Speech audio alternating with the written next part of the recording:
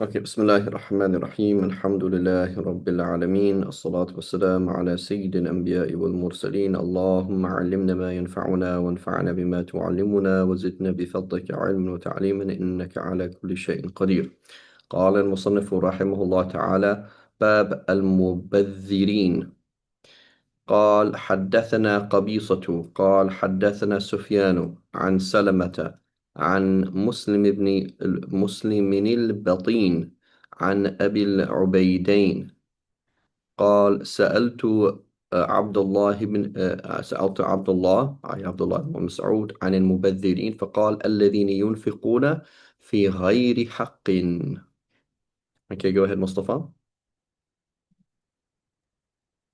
444. Mhm.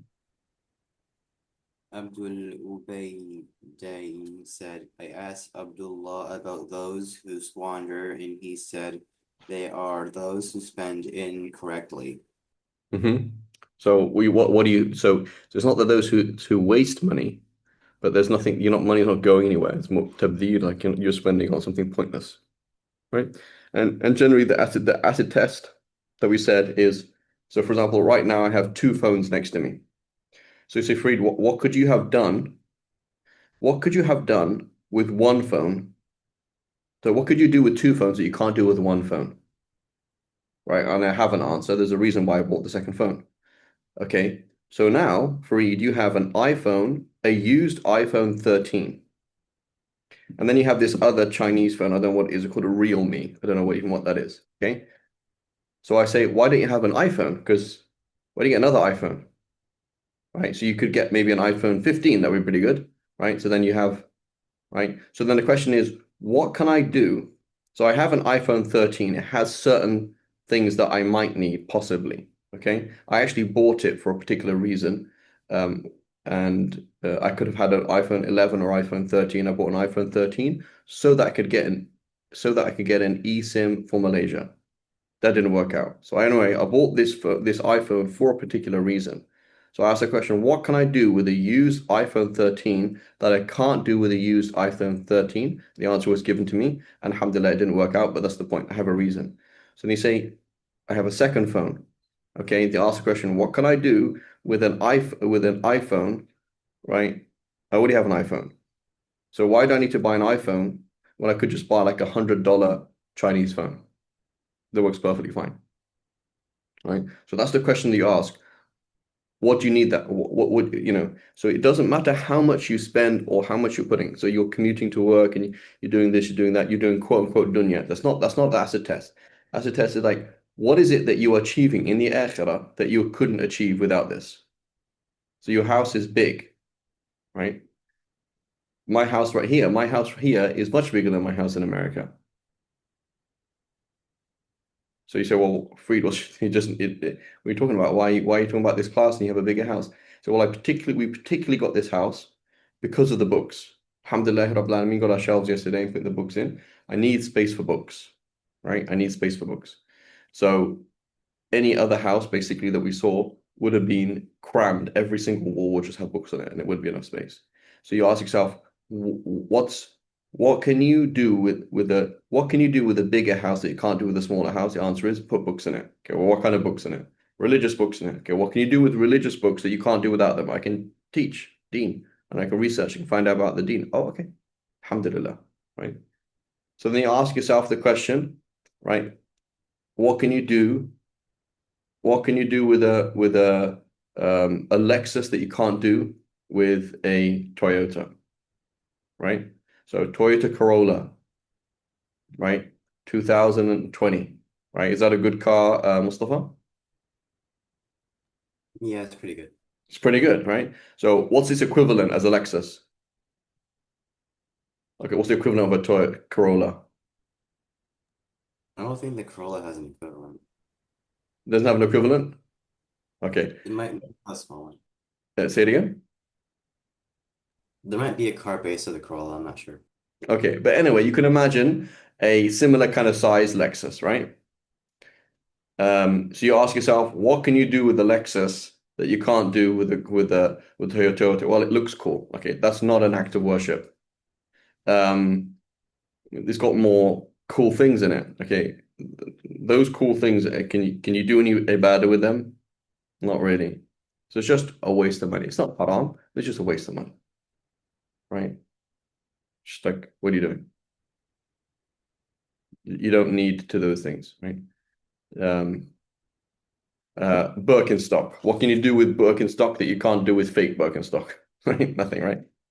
Same thing. Okay, I have a particular foot problem, right? I have a neck problem. I need an expensive pillow. Okay. So I ask the question, what can I do with this expensive pillow that I couldn't do with a normal pillow? Say, well, X, Y, and Z. Okay. So it doesn't matter how much money you're spending, that's fine. As long as you can answer that question, right? What could I do with this coffee that I can't do without the coffee? I can't stay awake. Okay, well, can't you just do like cheap coffee or something? Or like, can't you get some like tea bags or something like that? Or whatever it is, right? And so these are the questions that we need to ask. Like, otherwise, it's just we're just spending it for no reason. Like, it's just these are opportunities that come into our life. And Allah subhanahu wa ta'ala said, I gave you the opportunity to get 1 million good deeds, and you got 100 good deeds. Why did you do that? I just want good for you. Why were you cheap to yourself? Right? That's a question we should always put to ourselves. Why are we cheap to ourselves? Because that's actually what Allah is angry with us. Like you're worth more than these words. You're worth more than this waste of time. You are worth more than this waste of actions. You are noble. Why did you put yourself down? Why did you waste your money? Why did you waste your time? Why did you waste your efforts? Right? You're something special. Be that special thing. Okay. 445. Um, so then he says حدثنا عارم قال حدثنا هشيم قال حدثنا حسين عن إكرمة عن ابن عباس المبذرين قال المبذرين في غير حق. Those who spend the same thing basically. Okay, 446. باب إصلاح المنازل. Okay, what about fixing your house? حدثنا عبد الله بن يوسف قال حدثنا الليث. This is الليث بن سعد, right? The Imam Malik of Egypt. قال حدثنا ابن عجلان عن زيد بن أسلم عن أبيه قال كان عمر يقول على المنبر يا أيها الناس أصلحوا عليكم مثاويكم وأخيفوا هذه الجنان قبل أن تخيفكم فإنه لن يبدو لكم مسلموها وإنا والله ما سالمناهن منذ عاديناهن. Okay, Bismillah, go ahead. Zayd ibn Aslam reported from his father that Umar used to say on the minbar, O people, improve your homes, but be careful about these house snakes, which are a form of jinn, before they make you afraid. Those among them which are Muslim will not be clear to you, and by Allah we have not made peace with them since the time when we treated them as an enemy. Right? Meaning they'll not be clear to them, will not come out to you, right? So basically, you're busy with worship. You're busy with worship. You're busy with worship. There's a hole in your house. There's this. There's that. There's a problem with the electricity. There's this, that, and you're like, oh, it's okay. I'm just worshiping Allah. I don't care about the dunya. Can I have a problem? Cockroaches coming through. There's a leak here. There's this. There's that. Right? So you say, well, what could I do without the leak that I could do with the leak? So, well, without the leak, you wouldn't waste money and you would look after things. So there's a big difference between I care about my house and I want my house to be like this, right? As opposed to I don't care about the house, but Allah wants the house to be like this, right? So let's take, for example, Mustafa. Okay, Mustafa, young man, probably doesn't really care about the house too much, right? Most people like that, right? So a lot of young men will like trash stuff, okay? If he was allowed to, he would, right? But his parents are like, don't do that, don't do this, don't do that. It's kind of annoying, right? Now we switch it to, I actually don't care about the house. It's really not a big deal. Gonna move out soon, gonna go to college, gonna do this, gonna do that, whatever it is I'm gonna do. But Allah wants the washing up to be done. Allah wants the floor to be clean. Allah wants the whatever the birds to be looked after in this way. Allah wants like Allah doesn't like trash. So yeah, but I'm praying. That's why I didn't pick up the trash. I said, yeah, but Allah wants the trash to be picked up. So it is not. So there's a fundamental difference between a fastidious obsession about cleanliness versus Allah wants it this way. So if I told Mustafa, hey, your house is gonna be swallowed up by the earth in 5 minutes, he'd still pick up the trash. Because it's not about the house, it's about, it's about looking things after a nice way, right? Move things. Like right now, my house is a bit of a chaos, and there's a box on top of the printer, and there's this thing like Allah wants me to organize these things, right? It's not necessarily 100% priority, but being organized and neat and tidy and things being done properly, right? Building a house, building things properly. So this is one thing, for example, we see in the East that a lot of things are done in a shoddy way. They're not done in a proper way, right? And sometimes we might value that and say, oh yeah, that's because they care about the akhirah. Yes, they care about the akhirah, but that's a misunderstanding of the deen, right? Things should be done properly. Even if there aren't rules, we should still build properly. We should have proper process, right? Everything should be done. We should be careful about things, right? And so we see that in the Western world, in developed countries, they actually have lots of annoying rules. You can't do this, you can't do that, right? But instead of doing it for the sake of the rule, we see this is how it should be done, right? This is how it should be done. This is a good thing to do, right? Mustafa, can you remember what I said about my what was it? Head gasket. Mm. Remember that? So that's more like to do with like treating everything properly, but it's the same kind of thing that I do. So when I got my first car, right, it was a Polo, and I was revving the engine, right? And my dad was like, "Creed, don't do that." And I was like, "Why? Why can't I just rev the engine? What's wrong with that? Gonna go up a hill, just rev it, what's wrong?" And he said, Freed, I've taken apart an engine, like literally stripped an engine. If you understand how much pressure is put on the head gasket, right, you wouldn't do that. You know, just get the job done. You get up the hill or whatever. You don't need to rev like that, right? There's no need to do that.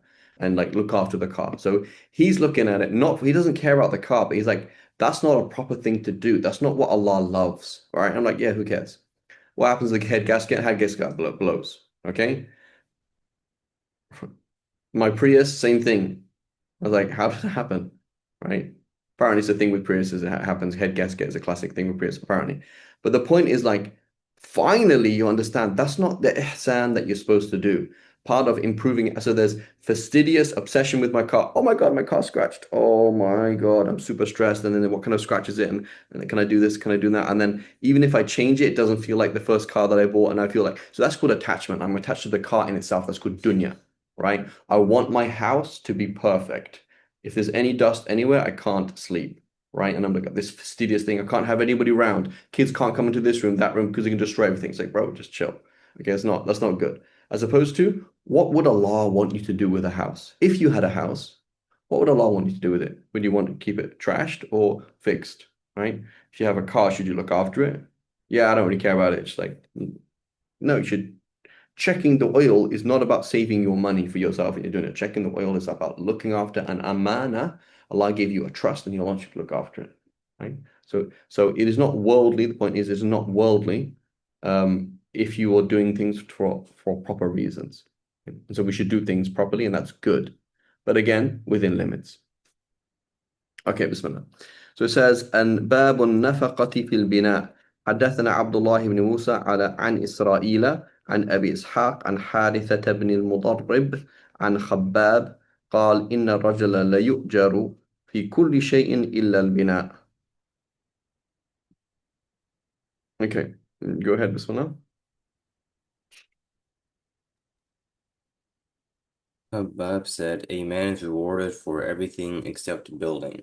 Right? So you get a reward for supporting your kids, supporting your wife, for paying for school, for paying your bills. So this apart from building, right? So what you can't build? It's not a good thing to build. Shouldn't build a masjid. What does it mean? Go ahead, Asad.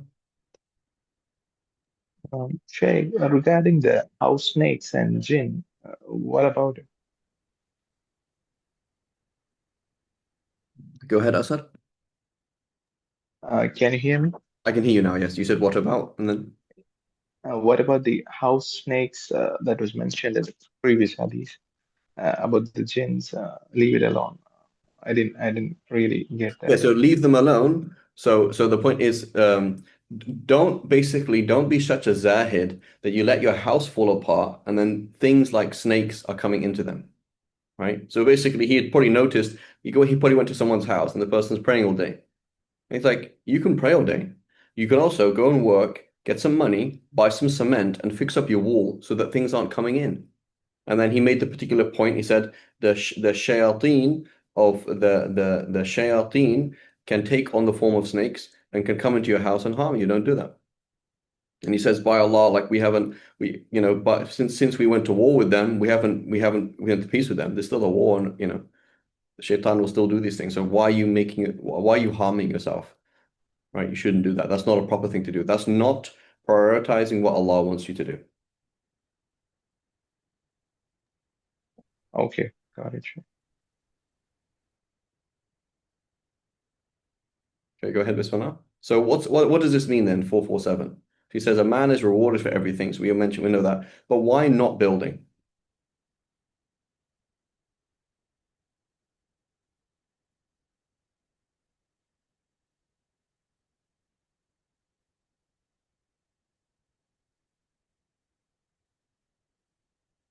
What's the issue with building? Some sort of pride, some sort of pride comes in. Hmm.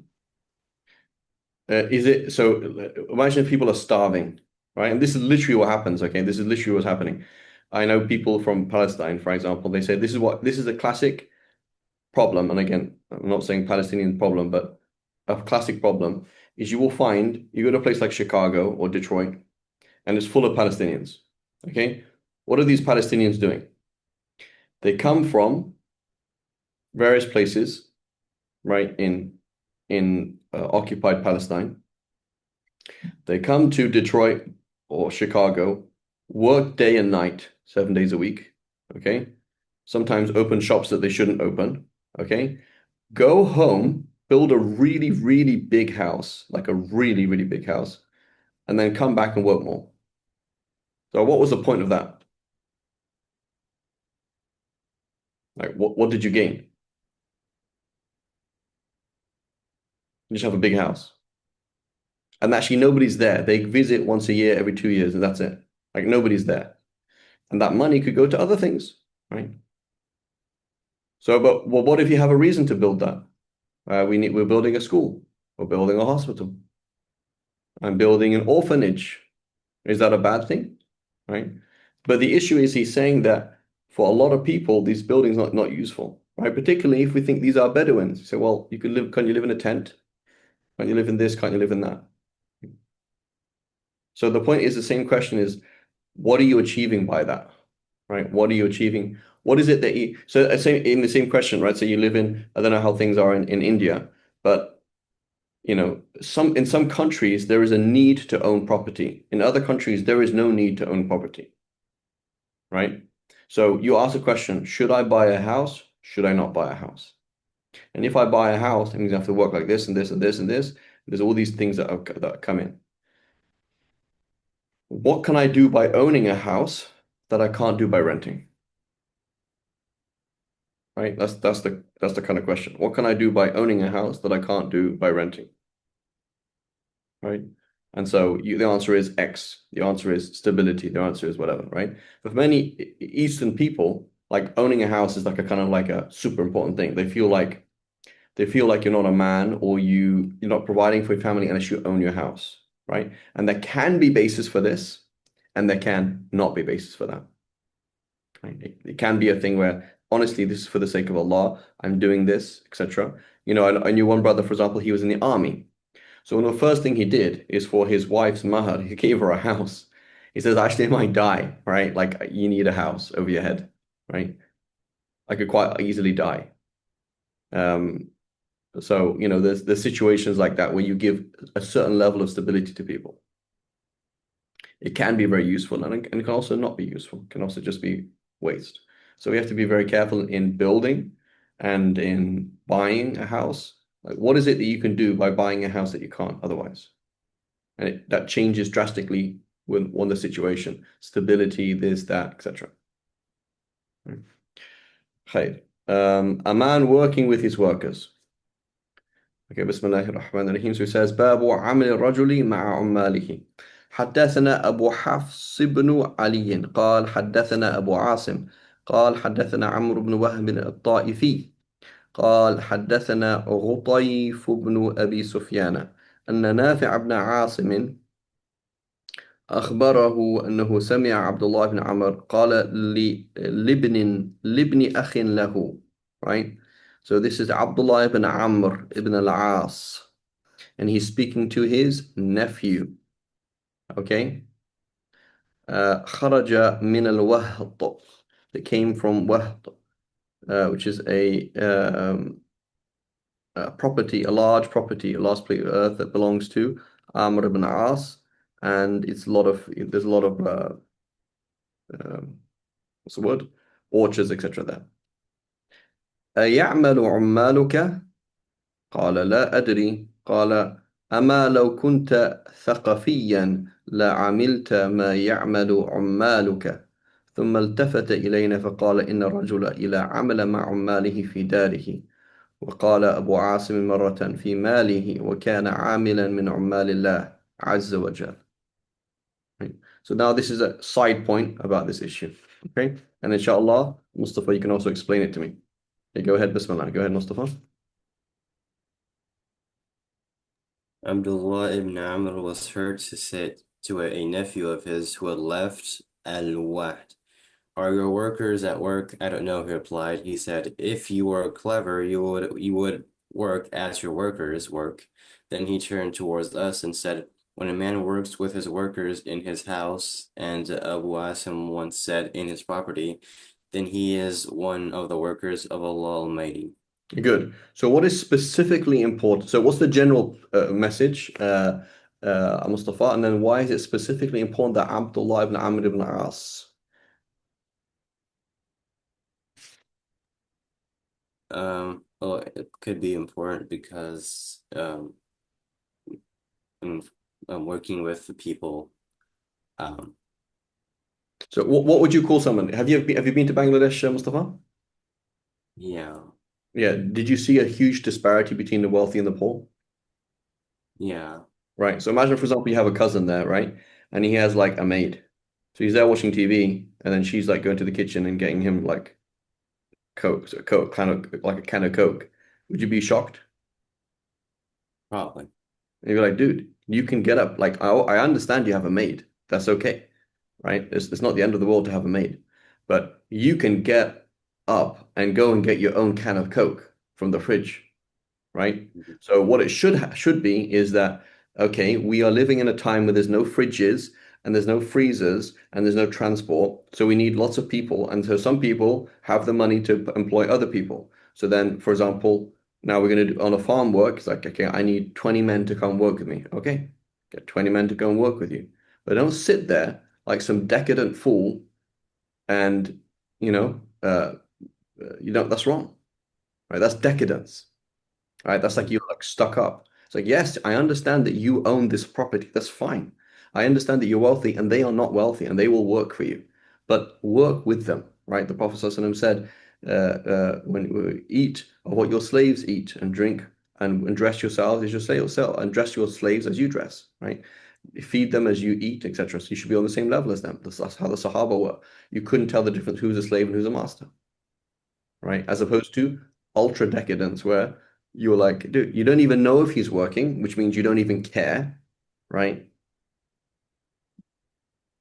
And you're just stuck up and whatever, useless, right?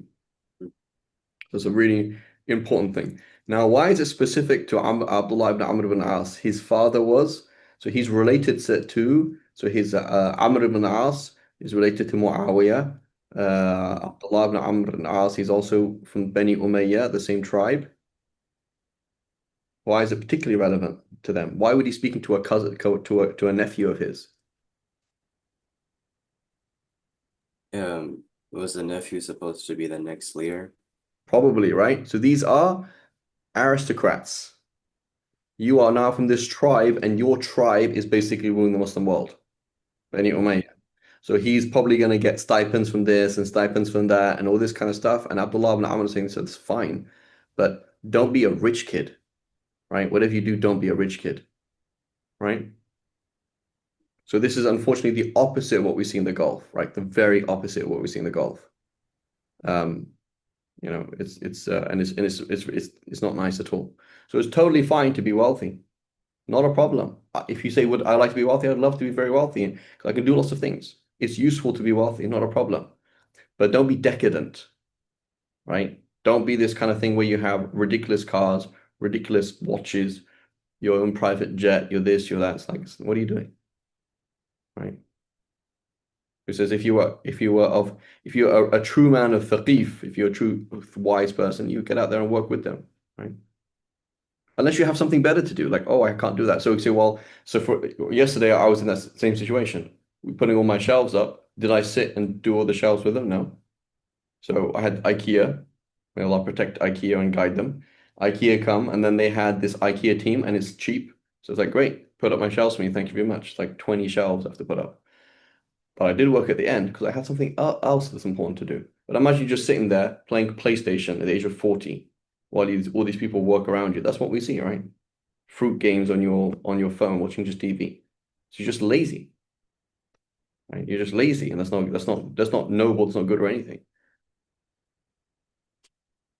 Um, the mechanics trying to change something, just at least kind of open the door for him or hold a spanner for him or something, right? As opposed to sitting there looking like a fool, right? It's not noble.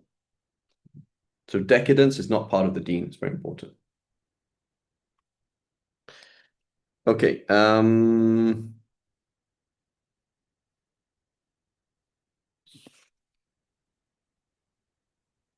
اوكي بسم الله حدثنا اسماعيل حدثنا ابن ابي الزنادي عن ابيه عن عبد الرحمن بن إن الاعرج عن ابي هريره عن رسول الله صلى الله عليه وسلم انه قال لا تقوم الساعه حتى يتطاول الناس في البنيان.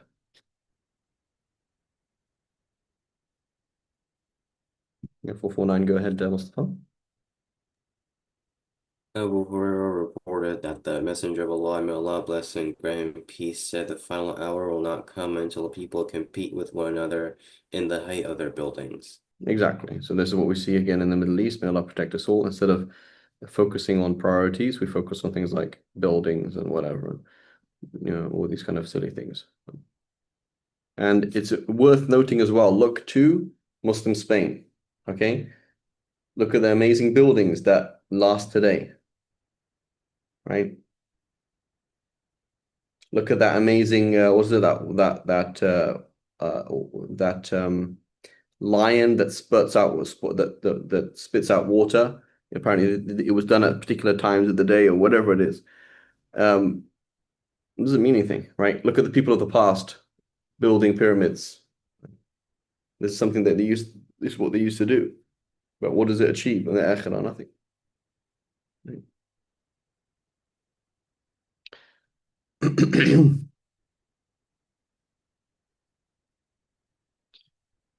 So, keeping up with the Joneses, trying to compete in nice cars, nice this, nice that, whatever it is, and this is all nonsense. May Allah protect us. Okay, 450. أخبرنا عبد الله قال حدثنا حريث بن السائب قال سمعت الحسن يقول كنت أدخل بيوت أزواج النبي صلى الله عليه وسلم في خلافة عثمان بن عفان فأتوا فأتناول سقفها بيدي.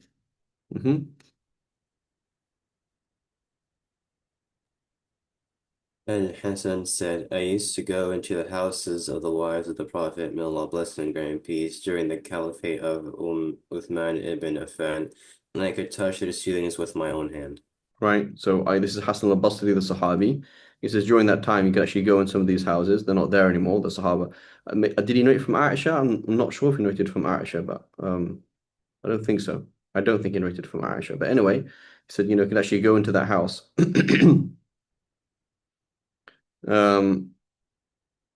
So basically, they're not tall houses.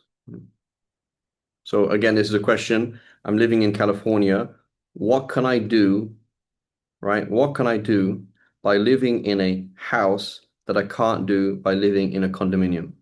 What can I do by living in a condominium that I can't do by living in what's it called? An RV, right? There's basically a caravan, right? So for many people, living in a caravan is totally fine. So I'm going to spend $3,000 in rent, or am I going to spend $2,000 in rent, or am I going to spend $500 in rent? And then suddenly you're like, oh my God, so expensive to live in California. I need to do this, I need to do that. It's like, subhanAllah. Let's say somebody who is not particularly academic, okay? Okay grades, like or low grades, okay? He's not going to go to college. Finishes at 18, okay?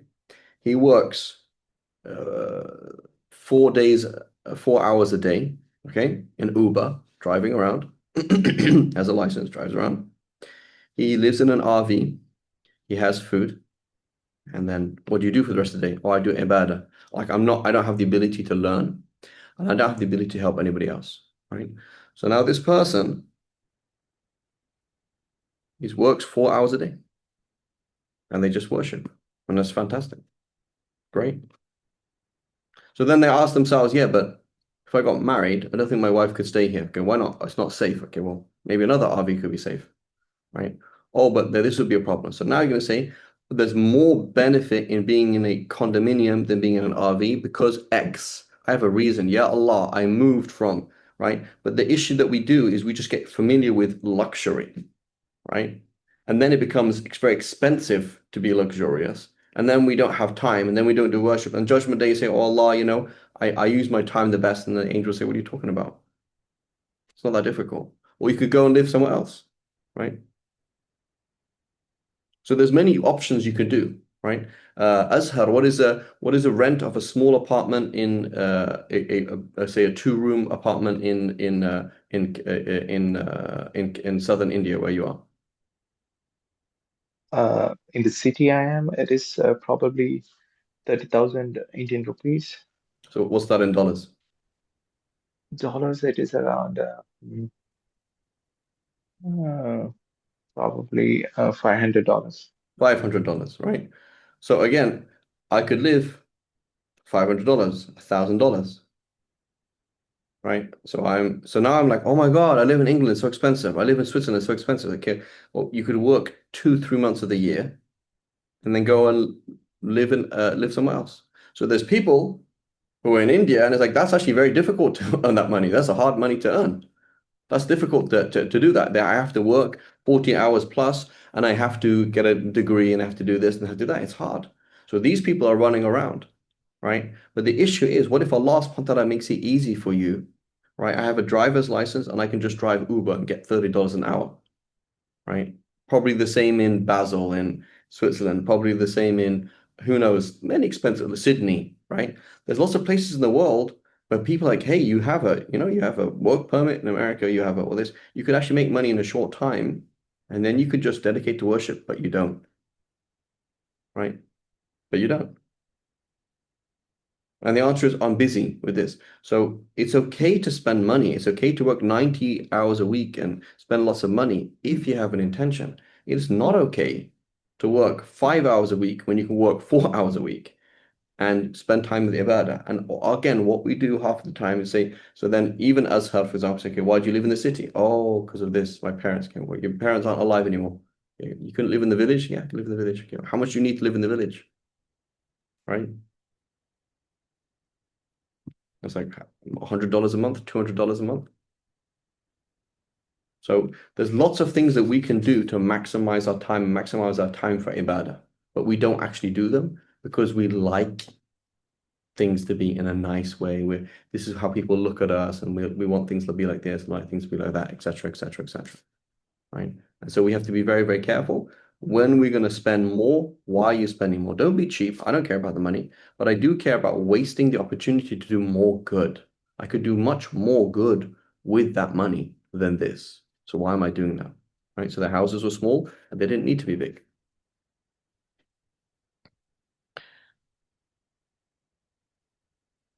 Okay. Bismillah. Next hadith. وبالسند the same chain transmission عن عبد الله قال أخبرنا داود بن قيس قال رأيت الحجرات من جريد النخل مغشاة من خارج بمسوح الشعر وأظن عرض البيت من باب الحجرة إلى باب البيت نحو من 6 أو 7 أذرع وأخزر البيت الداخل 10 أذرع وأظن سمكه بين 8 و7 نحو ذلك ووقفت عند باب عائشة فإذا هو مستقبل المغرب. Go ahead. Dawood ibn Qais said, I saw the rooms were made from the stumps of palm trees covered on the outside with a smooth hair. I think that the width of the house from the door of the room to the door of the house was about 6 or 7 spans. Yeah, The so width of 7 cubits, right? So that's a cubit is about 1.5 foot, right? 40 centimeters or so, right? So 10 foot, right? 10 foot. So the so for the what was it? The width 10 foot, right? So 10 by 15 maybe, right? Go ahead. And the width of the room inside was about 10 spans, right? So about 15 foot. I think that the ceiling was between 7 and right or there about. Yeah, it I should be stopped at 7 or 8 is a typo. 7 or 8 or thereabout, right? So that's going to be, right? I stopped at the Aisha, which was facing the west, right? So there's nobody there anymore. He just saw these houses. This is how they used to live, right? Now, again, some people just couldn't live like that. Like my friend who was very, very dedicated, he went to Mauritania to go and study. He said, I just couldn't do it. I can't drink brown water. I can't live in a tent with no AC and no fan and no this and the flies and I can't do it. Okay, then. But the attitude is like it's not about it's not about not having a nice house. It's that what's the point of having a nice house? What can you do with it? Right? What can you do with this that you can't do with something else? Right? What can you do with a used car what can you do with a new car that can't do with an old car? So well, last time my old car, it's just such a headache. Next time I'm going to get a new car. It's going to be from the dealership, and I'm just going to go back to the dealership. Okay, you have a reason for doing it, some kind of logic. That's like I'm doing this for the sake of Allah. I don't care about a new car. Right? I'm not interested. Right? But I just want to. I don't want to have a headache like last time. Or my mom's going to drive it, or my wife's going to drive it. I just need to know that it's okay and doesn't have any problems. Right? Okay, Bismillah. That was that. And then 252. وبالسند عن عبد الله قال أخبرنا علي بن مسعدة عن عبد الله بن الرومي قال دخلت على أم طلق فقلت ما أقصر سقف بيتك هذا قالت يا بني إن أمير المؤمنين عمر الخطاب رضي الله عنه كتب إلى عماله ألا تطيلوا بناءكم فإنه من شر أيامكم سبحان الله.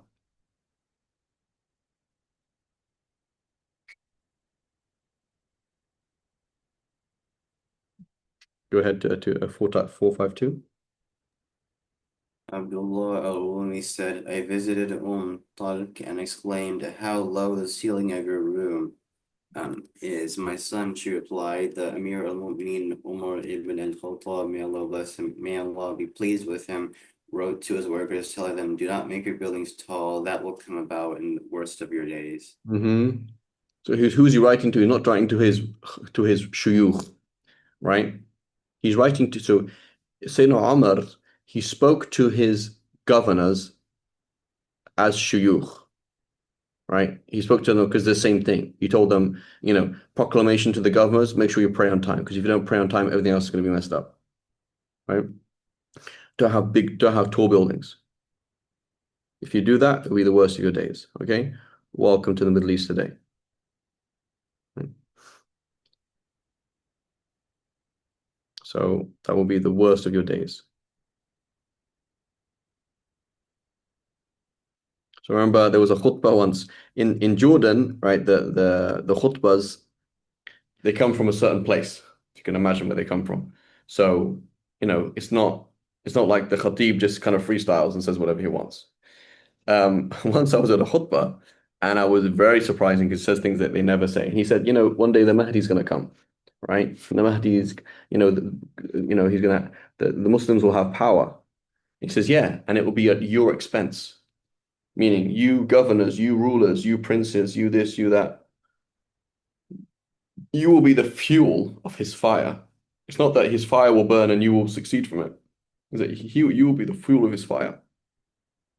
You will the people who will suffer first, right? And so, you know,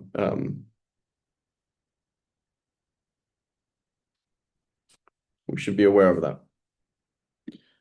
How Sayyidina Umar did things, how politics are done today, right?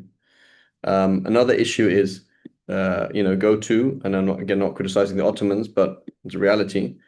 Go to this Ottoman palace, right? If you go to Turkey, look at this Ottoman palace, or in India, right? The question is, how does a Muslim ruler become wealthy?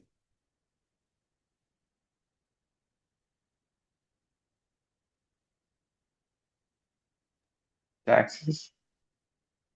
Taxes. So he just takes taxes and puts them in his pocket. Is that halal? It's not halal, right? You can't do that. So the doctor, the scholar, the dentist, the general, the Khalifa, all of them are supposed to be on a government stipend, right? You are fulfilling me, my job, the doctor's job, the general's job, the police's job, anybody who's needed by the state, right? They're supposed to be on a stipend, meaning you're doing a job that needs to be done. You're teaching deen, you're curing people from diseases, you're running the state, you're doing that. You should be on a stipend. Okay, so when you go and see this prime minister or minister or wazir or naib or whatever he is, all these politicians or princes, and they're wealthy, you can't be wealthy. How did you become wealthy? You only became wealthy by abusing the system, right? Look at what is it? Google King Charles, whatever. Like apparently King Charles, like apparently he has a company that like owns the military or something like that, and the military rents things from them. So there's no reason why King Charles should have property everywhere. There's no reason, right? So you look at this huge, palace. Like there's no reason why a Muslim ruler should have a palace. Absolutely no reason, right? You need an office that's clean and can receive people and is safe. That's fine. It's totally fine. But what the whole concept of a khalifa or this is what the Prophet ﷺ said is there will be khulafa, there will be people who are standing in my stead, and then there will be muluk, and then will be kings. That's what these are, kings, right? Now you can have a castle, a military castle, that's important, right? So during the Middle Ages, there was a key thing in England was to show like, hey, I have bigger teeth than you. I have a super gigantic castle. And this is the kind of castle that I can build and defend. Don't mess with me. Okay, militarily, I can understand that. But that doesn't mean I have to have like a luxury thing and look at the buffet that I have and look at this. This is not part of the deen. It's not part of the deen at all. Right?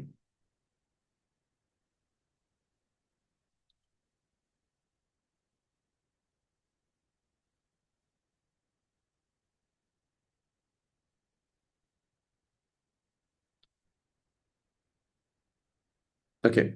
So he says, Babu man bana, a person who builds.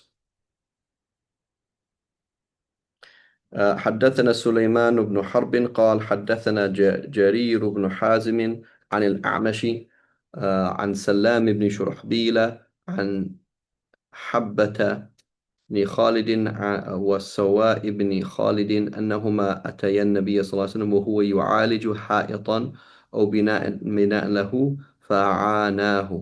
Mhm. Go ahead. It is reported that Haba ibn Khalid and Salah ibn Khalid came to the Prophet, may Allah bless and grant him peace, while he was repairing a wall or a building of his, and they helped him. So the Prophet was building a wall. Obviously not haram then, right? It's not something that's forbidden in itself. It's something that, again, what's your intention?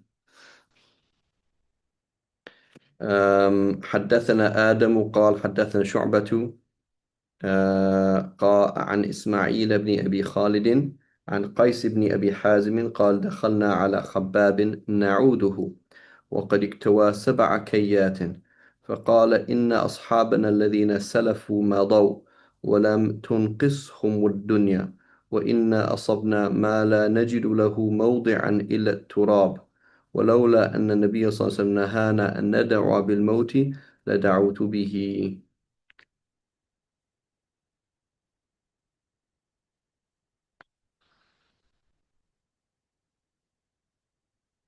So go ahead, Mustafa.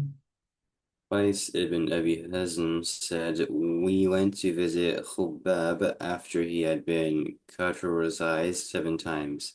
So He said, this is Khabbab, not Khubbab. The typo there. Khabbab in Ibn al-Arad. So what's cauterization is basically um, in the medieval period, they had certain medical things that would shock the body, and the shock would kick off certain reactions in the body that sometimes would help. So they had something, for example, in Europe called smelling salts. So you'd smell something, and it would stink really, really badly, make your eyes water, might even make you throw up, and then you get better, right? So it was an idea that basically exposed somebody to something extreme, and it sometimes flips the other way. So one thing they would do is burn you, right? So K is to like brand somebody, right? Like you would brand an animal. So you brand a person, and then the body reacts. In that reaction, perhaps it will accidentally, right, create more white blood cells, do something, whatever it is. It's a bit like bloodletting, right? Bloodletting, right? Hijama is you're basically letting the you're letting blood out and allowing new blood to be made, right? And in that process, you will get toxins out, right? You could imagine if somebody was um, poisoned and they had a certain level of toxins in their blood, and then you let blood, and then they produce more blood. You could imagine that you would reduce the level of toxicity, right? These are kind of like simple things that they do. So it's not something recommended by the Sharia, but something they used to do, right? So he was really sick, and he had done 7 brandings. He had like been exposed to burns in order to cure him 7 times. فقال, he said, go ahead, in my companions or our companions. He said, our companions who came before us have gone in this world and not caused the loss. We have been struck by an affliction for which we find no place to put it down except the earth. If it were not, if it were know that the Prophet, may Allah bless him and Well, grant him not peace, that. forbade. If it were not that. If it were not that the Prophet, may Allah bless him and grant him peace, forbade us to pray for death, we would pray for it. Mhm. So basically, I'm in a very difficult situation. I know what. So, but what is the? How is this? How does this fit with the chapter?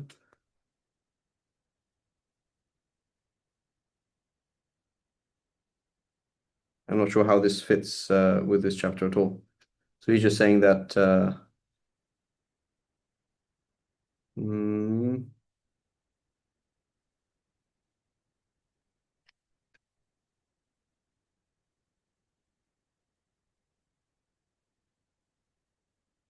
not sure how this is related to the chapter at all.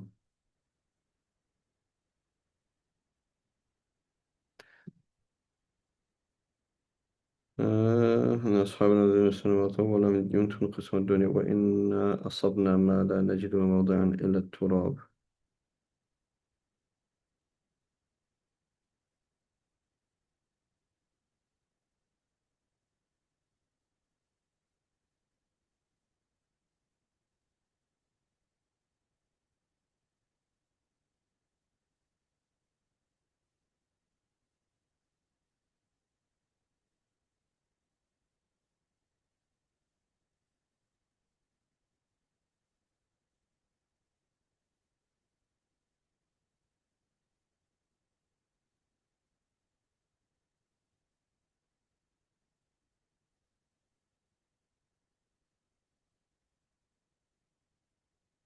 not sure how this is related. Allah A'lam. Okay, let's continue with the next hadith. 455. Sometimes it could be misplaced, could be maybe something we don't understand. He says, ثم, oh, I see, that's why. Because 455 explains, ثم أتيناه مرة أخرى وهو يبني حائطا له فقال إن المسلم يؤجر في كل شيء ينفقه إلا في شيء يجعله في التراب. That's the point. Go ahead. So read this 455. He continued, then we came to him another time while he was building a wall, and he said, the Muslim is rewarded for everything on which he spends money for, except what he spends on dust. So, i.e., on building and buying land, right? Unless he has an intention, right? So the point is, it's usually not the case, right? It's usually not the case. So, the first thing you wake up in the morning and say, I need to buy, I need to, right? So I need to buy a house. The question is, what can you do if you own a house that you can't do if you don't have a house, right?